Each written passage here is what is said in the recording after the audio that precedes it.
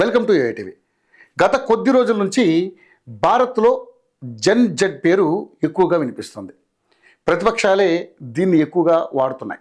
మన ఇరుగు పొరుగు దేశాలు శ్రీలంక, బంగ్లాదేశ్, నేపాల్లో వచ్చినటువంటి జన్ జడ్ తిరుగుబాటు మన దేశంలో కూడా వస్తుందని, దేశంలో అలాంటి పరిస్థితులే ఉన్నాయని ప్రతిపక్ష నాయకులు అంటున్నారు. కేంద్ర ఎన్నికల సంఘం బీజేపీతో కుమ్మక్కై ఓట్ చోరీకి పాల్పడుతుందని ఆరోపిస్తూ ఆందోళనలు కొనసాగుతున్నాయి. ఆ ఆందోళనలే తిరుగుబాటుకు దారితీస్తుందని ప్రతిపక్షాలు నమ్ముతున్నాయి. విద్యార్థులు, యువత ఒక్కటే రాజ్యాంగాన్ని కాపాడుకుంటారన్న విశ్వాసం వ్యక్తం చేస్తున్నాయి. ఇక ప్రజాస్వామ్య పరిరక్షణ కోసం తాము ఎప్పుడూ ముందుంటామని జన్ జడ్ ఆందోళనకు సంపూర్ణ మద్దతు ఉంటుందని ప్రతిపక్ష నాయకులు అంటున్నారు. అయితే నిజంగా ఇండియాలో ఇరుగు పొరుగు దేశాల్లో ఉన్న పరిస్థితి ఉందా? బీజేపీ సారథ్యంలోని ఎన్డీఏ ప్రభుత్వం పట్ల, ప్రధానమంత్రి నరేంద్ర మోదీ పట్ల అంత తీవ్ర వ్యతిరేకత ఉందా అంటే విద్యార్థి లోకం నుంచి లేదనే మాటే వినిపిస్తుంది. ఇందుకు ఇటీవల కాలంలో వెలువడిన విద్యార్థి తీర్పులను ఉదాహరణగా చూపిస్తున్నారు.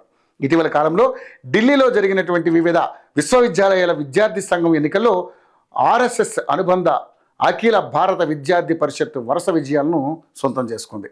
ఢిల్లీ నుంచి మణిపూర్ వరకు, మణిపూర్ నుంచి గౌహటి వరకు, గౌహటి నుంచి పంజాబ్ నుంచి పాట్నా నుంచి ఉత్తరాఖండ్ నుంచి హైదరాబాద్ వరకు వివిధ రాష్ట్రాల విశ్వవిద్యాలయాల విద్యార్థి సంఘాల ఎన్నికల్లో ఏబీవీపీ ఎదురులేని విజయాలను సొంతం చేసుకుంది. ఈ విజయాలు నేపాల్ తరహా విద్యార్థి తిరుగుబాటును ఆశించిన పలువురు నేతల ఆశలను అడియాసలు చేశాయి. అయితే విద్యార్థులు, యువతలో అశాంతి అసలే లేదా అంటే అవునని చెప్పలేం.